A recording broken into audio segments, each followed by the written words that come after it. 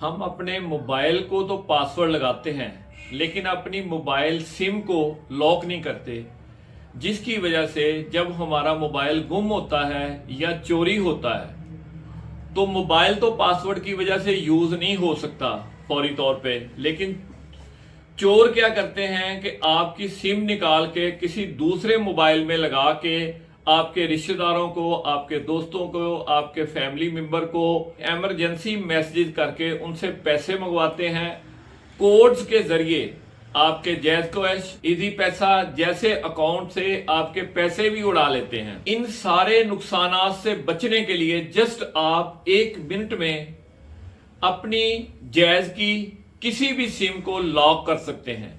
आपने करना क्या है, मोबाइल की सर्च बार में SIM lock, SIM card lock search करना है और वहां पे कोई भी डिफॉल्ट पिन कोड लिख के अपना जो भी आपको पिन पसंद है वो पिन कोड आपने लगा देना है। अब जैसे ही आपका मोबाइल आपकी एक्सेस से बाहर होगा या किसी के हाथ लग जाएगा, वो आपकी सिम लगा के किसी और मोबाइल में डालेगा, तो ना तो वो कॉल कर सकेगा और ना मैसेज कर सकेगा और ना ही कोड के जरिए कुछ हो सकेगा। तो ये छोटी सी एहतियात आपको 1000 किस्म के नुकसानात से बचा सकती है। वीडियो देखने का शुक्रिया, दुआओं में याद रखिएगा। अल्लाह हाफिज।